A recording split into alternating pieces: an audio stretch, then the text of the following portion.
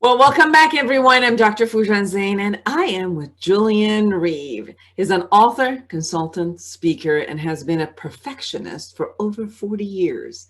His adaptive perfectionism helped him become the music director for the Broadway musical Hamilton in the US and played a considerable role in his fortune to travel the world with his work and established 3 successful companies in the creative sectors. He is the author of Captain Perfection and the Secret of Self-Compassion. This is a self-help book for the young perfectionist. Welcome to the show, Julian. Thank you so much for having me. Great to be here. So first, when I heard about perfectionism and your work, obviously, and all the things that you have done, I was waiting to look at a perfectionism from an adult perspective, and I was really pleasantly surprised that you have started with young group, because it is so true that people right now, as I was doing a lot of my had conversation with teens and youth, and even starting with the middle school in the United States, which I've been talking to them, is the element of school and perfectionism and their grades and how they have to, be the perfect person, and not only to their grades, but all of these social camps and things that they've got to do in order to go to college. So the level of stress and anxiety has been sky high. So thank you for, attempting to work with that population first. But what got you to even come to want to work with perfectionism, and then what got you interested to work with that population of the young youth? Yeah, sure. I mean, so I used to be the music director of Hamilton, as you said in my intro. And it was 4 months into the job, I experienced a heart attack. And I was 43 years old. And work with a psychologist would uncover perfectionism to kind of be the cause. Basically, my maladaptive perfectionism in my 20s and 30s really affected my self-esteem and confidence. And I was in party time throughout my 20s and 30s, trying to make myself feel better about myself. And I treated my body very badly. And ostensibly, that's what caused my right coronary artery to be 90% blocked. And so I went back to work, and, Hamilton was obviously a fantastic job to have. And I realized whilst I was kind of going through the process of kind of realigning my perfectionism, that actually it was something that I was quite passionate about. So when I left the show in 2019, I actually did a TED talk on the subject to start my journey, arguing that, we should be looking at perfectionism differently. The title of the TED talk is Redefining Perfectionism, the Vital Need for Change.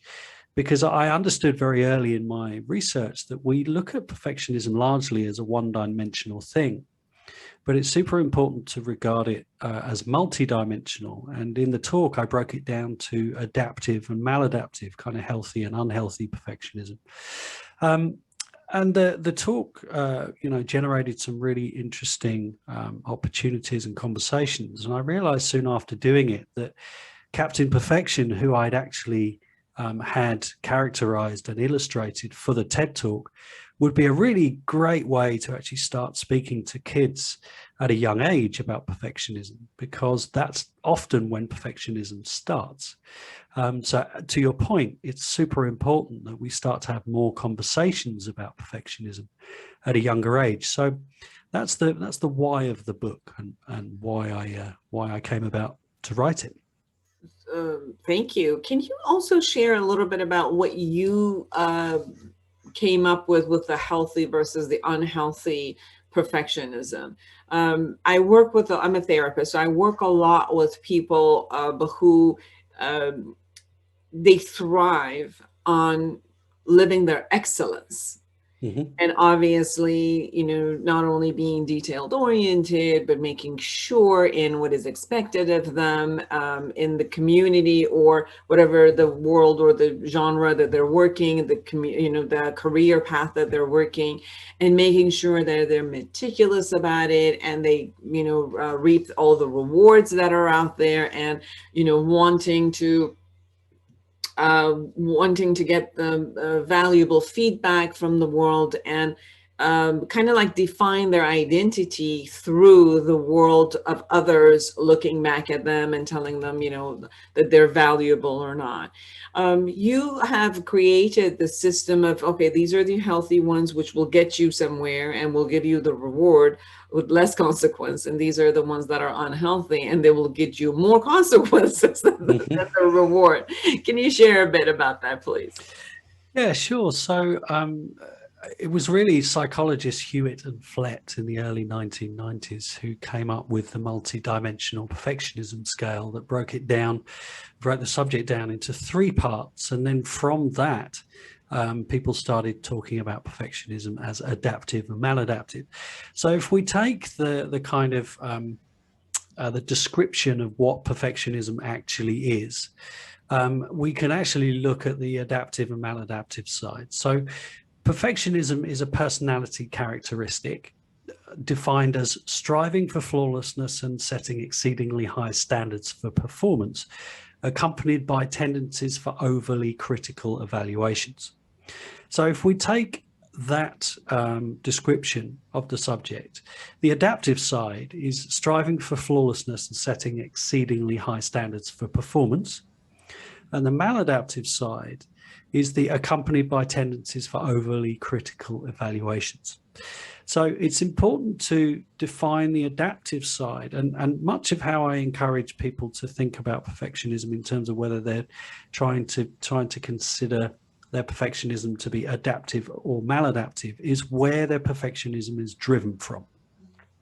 If they are striving for flawlessness and setting exceedingly high standards for performance themselves, and that's not driven by any form of fear or any form of low self-esteem or any other reason outside of simply wanting to do the best that you can or be the best that you can be, then largely that's adaptive perfectionism.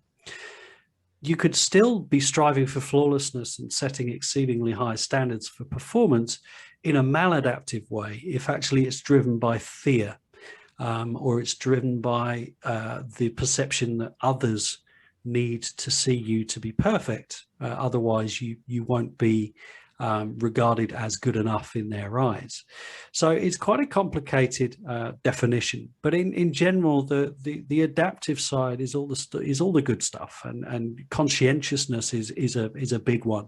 Attention to detail, generally striving for their absolute best in everything that they could do, provided it comes from the adaptive side, and again, not fueled by any form of fear or correlation from anybody else, largely defines adaptive.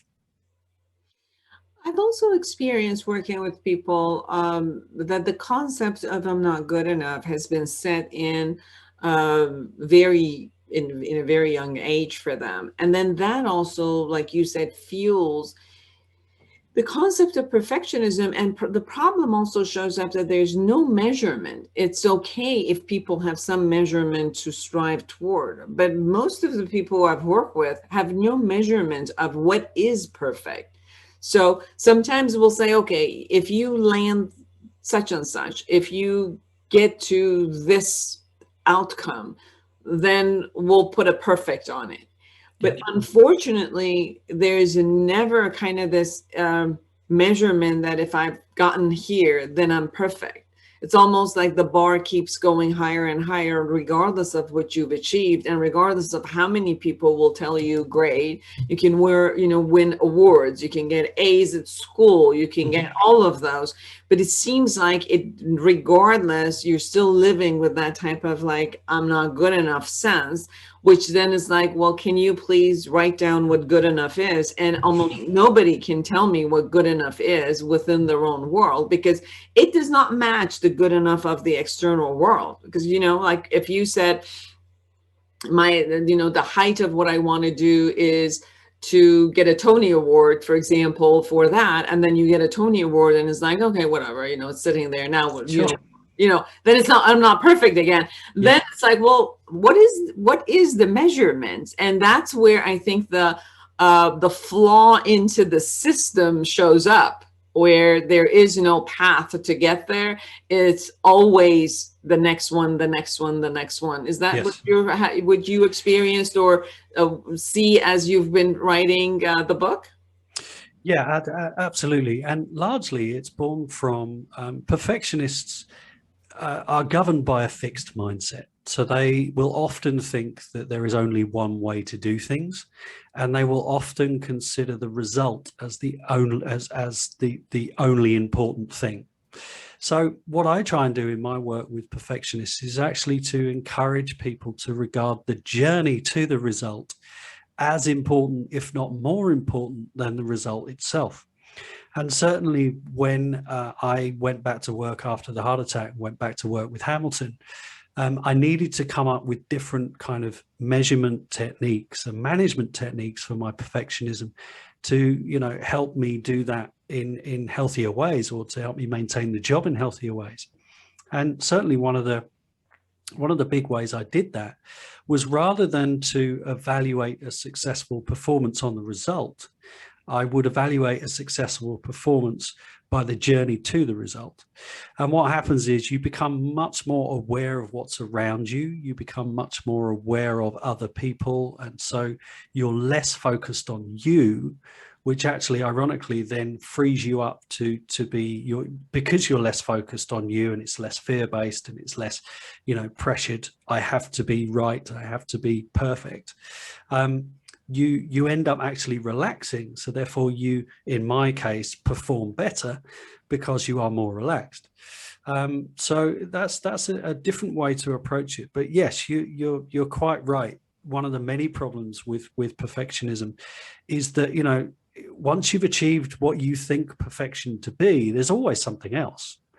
And certainly when we get to one of the messages I was very keen to get into the book as well is that another big problem with perfectionism is that we all have a different idea of what perfection actually is. What I consider perfection to be, other people will be like, I'm sorry, are you joking? No, sorry, that's not right. And if we picked 100 people, there would be 100 different opinions as to what was right and what's wrong and what's perfect and what's imperfect. So it really does come down to a decision, really, for perfectionists. What denotes perfection in life? And ultimately what I'm trying to promote is what denotes perfection, I hope for everybody, is actually happiness. Because, we have to draw perfectionism, or what we regard perfection to be, as a feeling, as an approach to life, as opposed to a result of what we may have achieved. You also talk about self-compassion, and you brought the conversation of self-kindness and mindfulness and common humanity into the system. So not only to, look at the journey as we're going instead of just the result, but to also add the self-compassion and how do we speak with ourselves, and how do we love ourselves and nurture ourselves through the path, because obviously, like you talked about, the critical mind that is constantly evaluating and, let's say, devaluating yes, everything that we've done. So share a bit about what you mean by self-compassion and mindfulness. Yeah, well, self-compassion was defined by Kristin Neff, who's the kind of leading psychologist on the subject, as a practice in which we learn to be a good friend to ourselves when we need it the most. And Kristin breaks self-compassion down into three components: self-kindness, where we learn to be warm and understanding towards ourselves; mindfulness, where we discover how to observe thoughts and feelings as they arise, but not necessarily to engage with them. And then this common humanity, where we recognize that suffering and imperfection is part of the human experience. And just because we make mistakes doesn't make us any different from anybody else, because everyone makes mistakes. So those three components are actually a very powerful combination to kids in particular, because if we can start to build the language of ostensibly how we can be kinder to ourselves, then we can manage maladaptive perfectionism better. So what kind of got me onto the idea was that self-compassion is proven to regulate our experience with depression. So then when you kind of put perfectionism on the front end, self-compassion in the middle, and depression on the back end, there's a better experience for perfectionists by the inclusion of self-compassion. That's where I got the idea from. Yes, it really does work. I know that in many level that I've worked with the perfectionism, usually they come to my office because they have heightened anxiety and they have panic attacks. Mm-hmm. They can't sleep. So that's how we start with the conversation, and then we end up with perfectionism. And you're absolutely right that the kind of like the end result becomes depression. So it starts with the anxiety, and then the end result becomes the depressive state, because they're constantly proving to themselves that somehow they're bad and wrong, which every single result shows they're not. But their assessment of the external result is very different than sure. what's going on inside of them. Right. And you're absolutely right in the way that shifting the sentences of the self-talk from devaluing and constantly being critical to an acceptance of, I love what you said, the humanness is, it's acceptance that at any point that I might, make a mistake. And one of the things that I usually share with them is, where does this constant expectation come from, that from the minute that you were born into this world, you should have been a master at everything without ever trying anything, and making a mistake. So there's definitely a fallacy of expectation of the self that is rise there. And what's funny, Julian? Sometimes we think, it all comes from our parents, and it's always the family's fault. But I've worked with people's families, which that's not really their way of speaking or even putting down. So it's sometimes I could say, yes, it has been contributed to maybe, a parenting style. But a lot of it is also, even if the parenting style has never been that, it's this construct of wanting to be the best in the world, and then getting lost in that somehow. And your body told you enough is enough. You can't get lost outside of yourself. You got to come back and be kind to yourself and your body. And from there, it seems like you really shifted your way of being with yourself, your thought process, and your body, in a sense, right? Absolutely. That really was the bottom line. And I think, the more I dug into perfectionism, the more I realized that actually I truly believe that its root is self-worth. And, if we are, I find it so ironic that why is it that we're almost hardwired not to treat ourselves as we are able to treat others? If our best friend is going through a crisis, a health issue or a divorce or whatever, we can be the most supportive people in the world, and we can be really good friends. We can put our arms around them. We can be compassionate. We can make the situation better. If we ourselves find ourselves in their shoes, the whole situation changes. And it is fascinating how much of that is associated with, I don't deserve the same level of treatment as my best friend does. So again, it comes down to the self-worth. And that was very much my kind of start of journey with perfectionism. I realized that actually mine started in childhood. Both of my parents were very successful musicians. My mother was my very first piano teacher. And, so I grew up in a results-based environment. And I've realized that really my perfectionism probably started around the age of 5 or 6, because every mistake I made at the piano gave an opportunity for my mother to love me less. That's where my perfectionism was born from.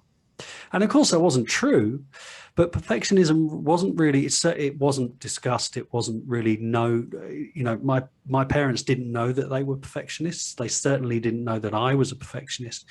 And that's because, I was born in 74, and perfectionism wasn't really kind of researched in any great detail before 1990.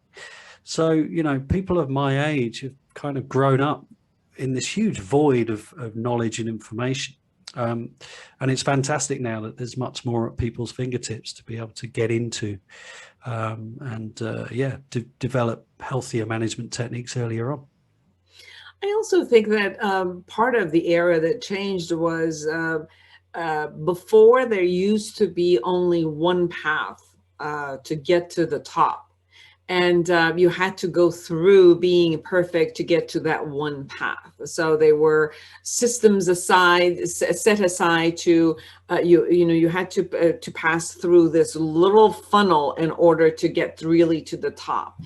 And I could see where it would put so much pressure for an author to be able to pass through and get to one publisher, or a musician to be able to go through and do this and get the Tony Award, or what, all of those. Where I think that with the technology, paths have gotten so horizontally massive that it's not this always the hierarchical concept. And therefore it has found its path to every human being has found their own path to get to that success versus only one way of getting there.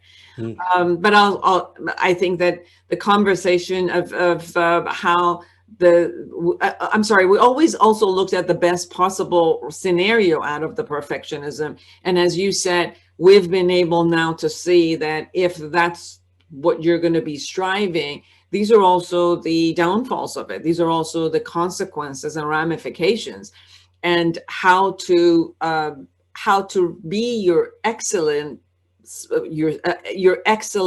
self, and yet minimize the ramifications. And you, in your book, have come up with how to create your own superpower, let's say. So can you share about your own superpower? Yeah, sure. No, when I first jumped into perfectionism, I realized that it's really all about language, and it's about knowledge. So the point of Captain Perfection and the Secret of Self-Compassion is to give children their own self-compassion superpower. So what I do in the book is I explain what perfectionism is and the types of behaviors that they might display, so that the children can hopefully relate to that experience. And then I take them through 3 stories that introduce 3 different kids with different elements of perfectionism, and we see how Captain Perfection deals with those elements. And then we kind of look back on those stories and figure out what they experienced, when they experienced them, how they felt when they experienced them. And then we develop we develop the superpower by looking at the 3 elements of self-compassion and building certain techniques. So for example, with self-kindness, we might take a mantra, for example. We might take a mantra such as, I love myself, I am enough. And we'll say that 10 times in our head. And it sounds slightly ridiculous. Those that practice mindfulness will understand that it's not ridiculous at all. But the more you say those types of words to yourself, the more it goes in as positive language, and the more it becomes hardwired, so that one day we wake up and there's kind of no more negativity. Someday we'll wake up and we're convinced. Well, maybe that's what we're all aiming for, possibly. So that's kind of the self-kindness element. The mindfulness element really comes in and is super useful for kids, because children, when they experience a perfectionistic episode, there is no anything else in that moment. They're so lost, they're so in the zone, and how to get them out of it is really important. And that's kind of where I used mindfulness and just encouraging them to, once they knew that they were in an episode, just encouraging them to simply look around the room and identify what they can see, actually brings them back to the present and away from either the past or the future, which is where perfectionism loves to live. It very much thrives in those two arenas. And then the common humanity thing, we spoke about, the inability to regard ourselves as we do our best friend, and establishing that that knowledge is super important. So Captain Perfection paints a scenario where he asks the child to imagine his best friend in a tricky situation, and gets him to develop the types of language that the child would use to soothe the best friend and make him or her feel better. And then Captain Perfection kind of turns that language inward and encourages the child to use that the next time he goes through a perfectionistic episode. And then, the tail end of the book looks at how we can use all of those tools in certain situations. So it will, throw out different situations where perfectionism is prevalent, and lays out in very simple terms which of those tools they could use. So it's one of those books that develops language, but it's also a kind of self-help book that kids can kind of keep coming back to and reaching for the more they experience perfectionism. And I'm delighted that it's, I've had many adults say, well, I've got as much out of this as my child did, which is great. It's always lovely to hear.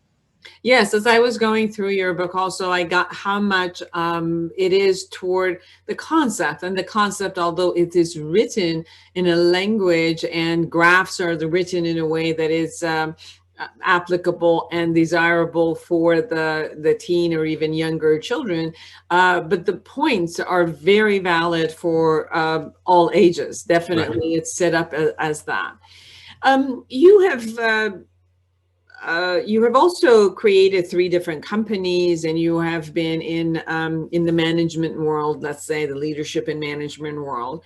What are your thoughts about perfectionism when it comes into the corporate world or the management world or in the work arena? Because I think, and as a context of a company versus, only individualism, because part of what we've been talking about has been your relationship with yourself. But then this relationship with yourself also extends itself, such as we were talking about the parenting, that if you are a perfectionist person, you're going to probably relay that as a parent to your child. You're going to relate that as a mate to your spouse or, intimate partner. Mm-hmm. You're going to somehow relate that to your friends. And, if you are a manager in the management or leadership of a company, you're going to relate that to people who are working with you or for you.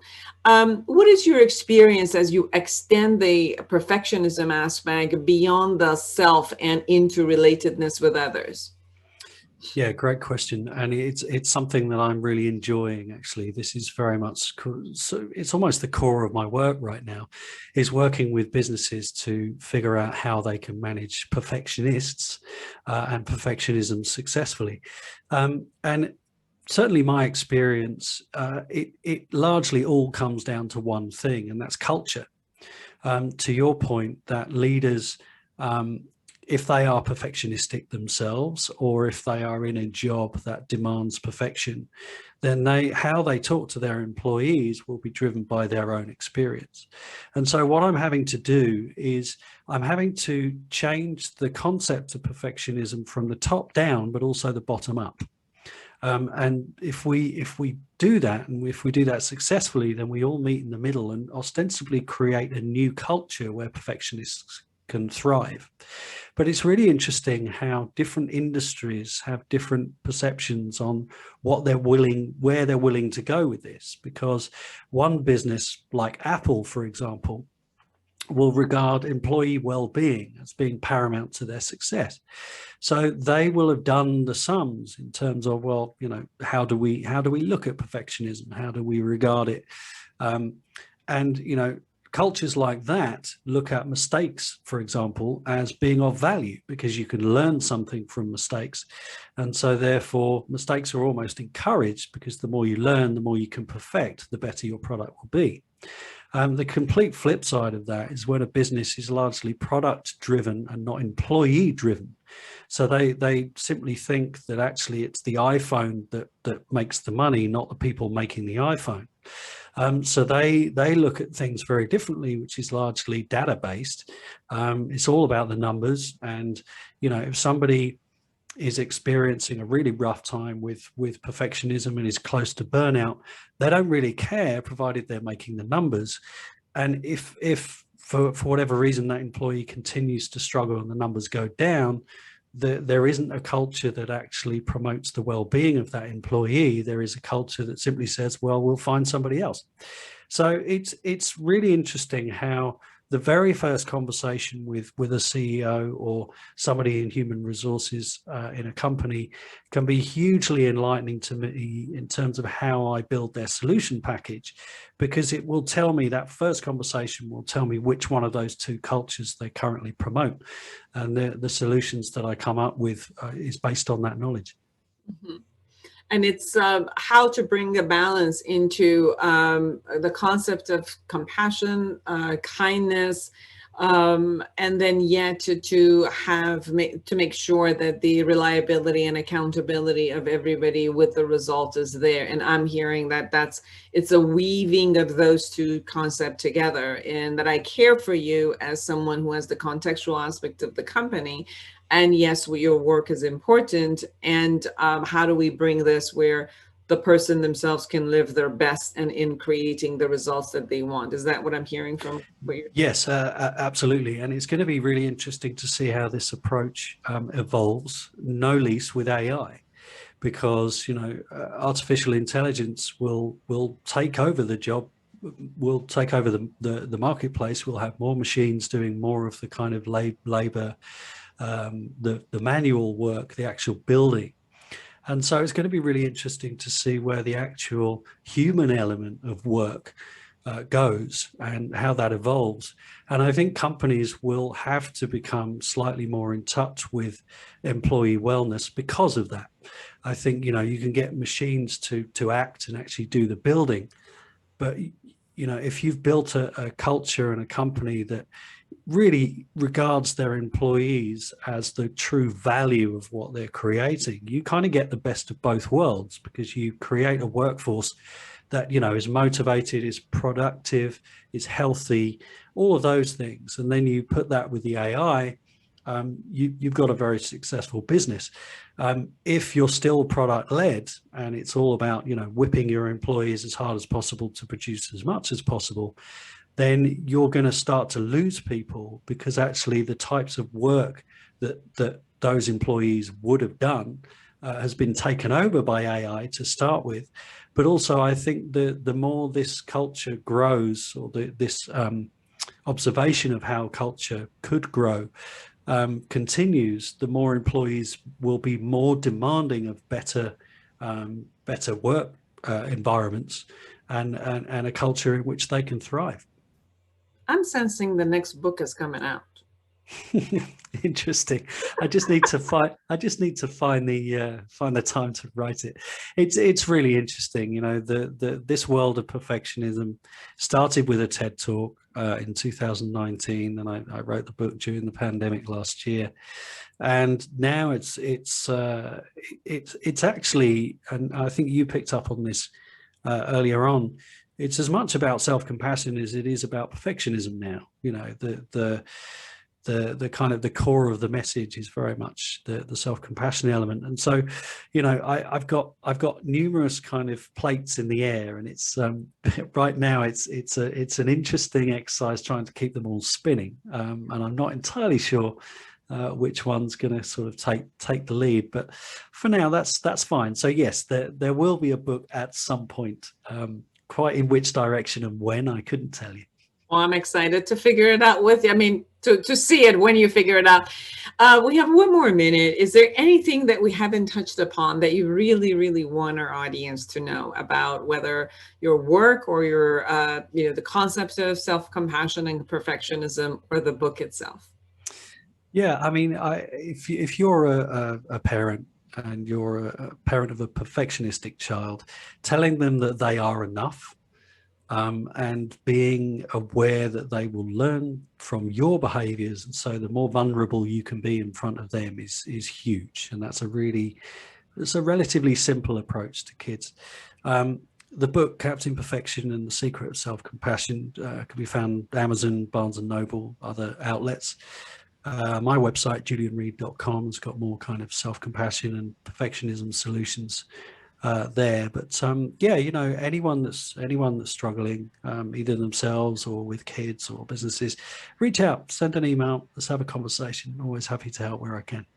Yes, and they can also find it in captain-perfection.com. You can learn about the book and see what it is and get the book.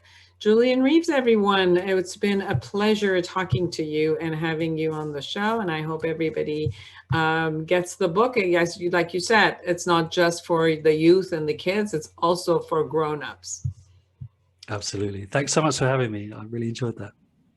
And for all of you who are out there, create an amazing life for yourself and everyone around you. And until next week, bye-bye.